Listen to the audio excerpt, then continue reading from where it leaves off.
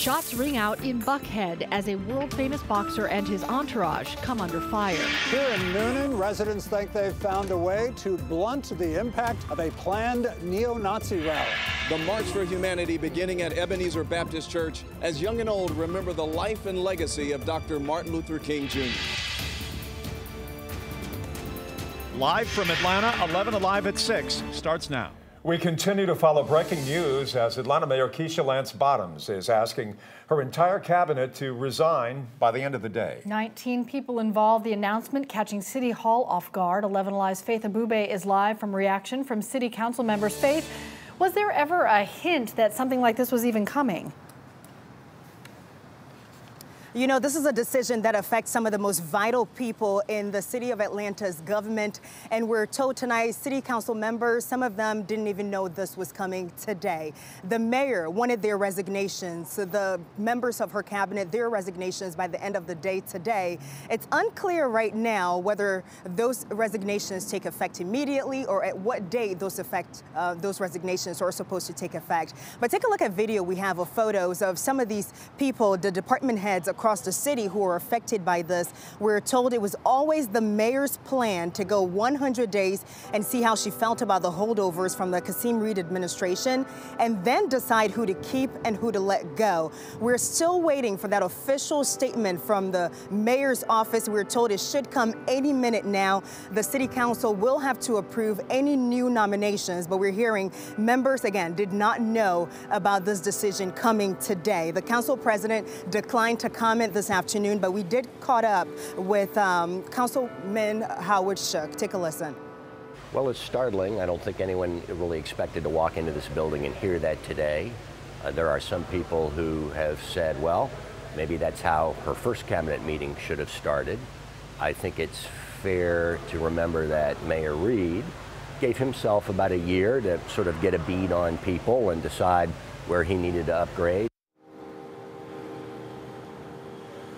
And I'm literally refreshing my email right now, waiting for that statement we were told will come before 6 o'clock. So far, that statement has not made it into our inboxes yet.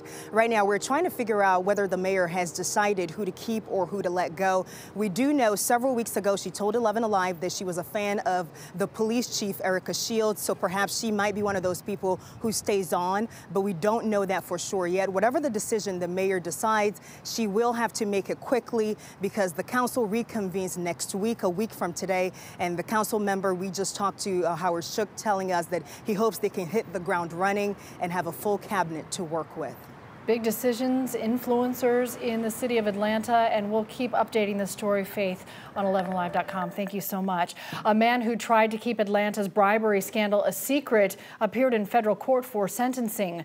Shenderick Barnes admits he threw a brick inside the home of E.R. Mitchell, one of the contractors involved in the pay-to-play scheme. That brick warning Mitchell to, quote, shut up. But Mitchell had already met with the FBI 3 times. Today, Mayor Bottoms says it's important information for the city as it cleans up its procurement process. We are watching it closely to make sure that as a city, that to the extent that we can address whatever issues there are that may still exist inside of City Hall, it's important that we know who the players are and what they are accused of and what they admit to so that we can make our changes internally accordingly. Prosecutors have called Barnes' actions mob-like tactics. Today, he was sentenced to 32 months in prison. Floyd Mayweather, of course, the great boxer with 50 professional victories and no losses, escaped a gunman's bullets in Buckhead early this morning. But one of the men in Mayweather's entourage was wounded, and Atlanta police believe the person who fired the shots was targeting the entourage. Here's 11Alive's John Chiric with more from Buckhead. A hailstorm of bullets on Peachtree and Buckhead before dawn. Someone driving up and shooting at an SUV that was part of boxer Floyd Mayweather's convoy of 3 SUVs. Mayweather was not in the SUV that was targeted. He was not wounded. But a man in Mayweather's entourage, who later told police he is Mayweather's bodyguard, was shot in the leg. His name, Gregory LaRosa. LaRosa is going to be okay. He's already out of the hospital. Mayweather was in Atlanta to make a promotional appearance at a club on Buford Highway called Medusa this Snapchat video posted right before the person shot at Mayweather's convoy. Did something happen at the club or at a Waffle House a few minutes later where Mayweather's group ate that led to the shooting in front of the Intercontinental Hotel on Peachtree? Atlanta police officer Donald Hanna. We're not exactly sure what happened earlier on in the evening that may have led to this situation, but our investigators are exploring all possibilities. As of Monday afternoon, police had not yet interviewed Mayweather. Investigators are looking for traffic cam video and hoping witnesses and tipsters will come forward to help them figure out who targeted Floyd Mayweather's convoy in Buckhead. In Atlanta, John Schierick, 11Alive News. Floyd Mayweather is a boxer, a celebrity, a long history here in our city. He was here in 1996. He won the bronze medal in boxing during the Summer Games. He lost the semifinal at Georgia Tech's Alexander Memorial Coliseum, and he has not lost anything since. Mayweather has never fought in Atlanta as a pro, but he did visit here in 2013 to promote one of his fights, as we all recall. He stopped at Centennial Olympic Park as part of the promotional tour. And Mayweather is no stranger to Medusa, that club where he was hanging out in. Check out this tweet from 2016 when he announced a Thanksgiving weekend bash at that Brookhaven club off Buford Highway. He also has been seen courtside at a bunch of Hawks games over the years. The jury is back in the Tex McIver trial after a week-long break. Jurors today heard jailhouse phone calls from Tex McIver and testimony from his former spokesperson. Caitlin Ross was in the courtroom today where the surgeon who fought to save Diane McIver testified. Caitlin, why did the prosecution choose to call him to the stand? It wasn't so much what he did inside surgery, it was afterwards when he notified Tex McIver of Diane's death. That's what they really wanted to get to the bottom of. The surgeon did testify that while they were trying to save Diane's life, they worked vigorously for almost 2 hours. And this is really the first time we've heard about the extent of her injuries and how hard they had to work to try and keep her alive. They said after those 2 hours, when it became apparent they weren't going to be able to save her life, the surgeon immediately left the OR and tried to find Tex McIver. He testified he thought it was strange that he wasn't in the family surgery waiting room. That's where he had anticipated finding him. After he found him later on downstairs in the hospital, he says he was rude and dismissive to the other doctor he was with as soon as they tried to notify him of Diane's death. Basically, before the sentence was able to be finished, he said, "Don't tell me what to do, boy," which was not in a threatening way, but in an aggressive way, I would say. He said Tex then interrupted him in the middle of the death notification to tell him that he used to call families in the military to tell them little Johnny didn't survive. The surgeon said he thought that was strange and bizarre behavior, and it didn't match up with someone who he thought would be grieving at the time of that death notice.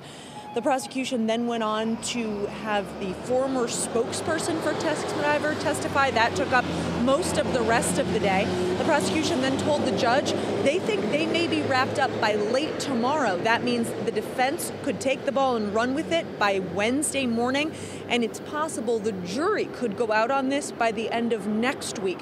So this has been a very long trial, but we are starting to see signs that it's moving forward at a very quick pace now. All right, interesting. Caitlin Ross reporting. Thank you, Caitlin. Atlanta police are looking through missing persons reports, trying to identify a man who was shot at a Midtown industrial park. The body was found along a train track not far from an access road on Plasters Avenue. This is a road that houses a handful of industrial businesses and breweries. It's just outside of Buckhead. They're trying to put a name with that victim. People who live in Noonan are working to organize a festival that they are hoping will divert attention away from a neo-Nazi rally that is scheduled for downtown later this month. And it is part of a small town's response to some attention that residents say they want nothing to do with. 11Alive's Doug Richards has more. The restaurant is called Red Mexican on Noonan's downtown square.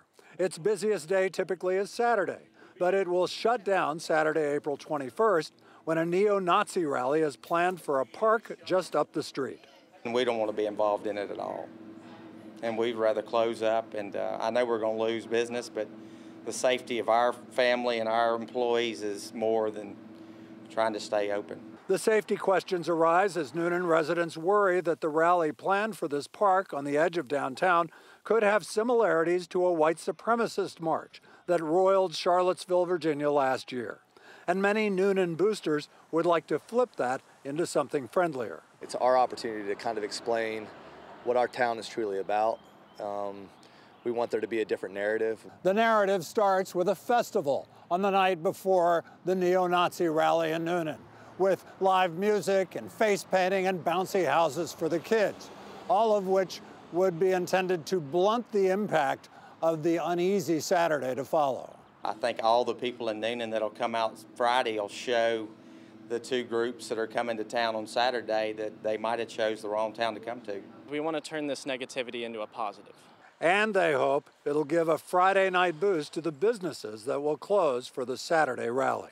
In Noonan, Doug Richards, 11Alive News. Still to come, 50 years after Dr. King was laid to rest, his legacy, of course, lives on in Atlanta. Ron Jones walked in the March for Humanity through downtown. He will join us coming up next.